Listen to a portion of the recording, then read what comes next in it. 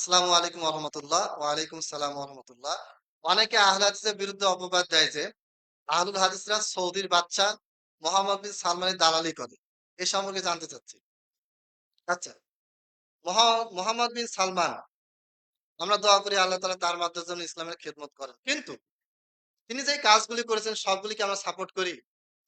তিনি অনেক জায়গায় গান বাজনা চালু করেছেন। এটাকে আমরা সাপোর্ট করি? করি না।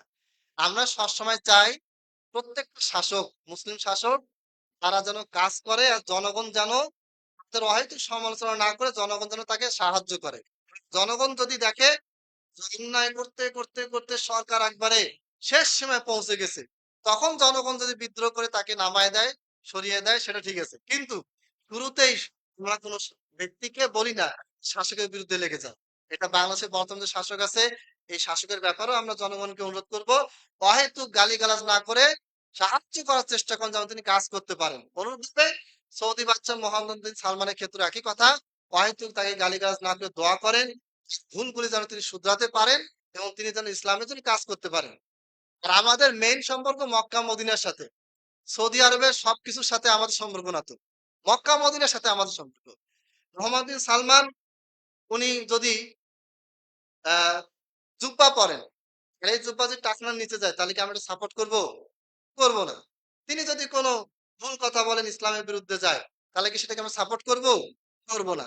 অতএব এটা আমরা তার দালালি কেউ সেরকম না। আমরা আসলে চাই প্রত্যেকটা মুসলিম শাসক তারা যেন হক পথে থাকে, তারা যেন হেদায়েত প্রাপ্ত হয়।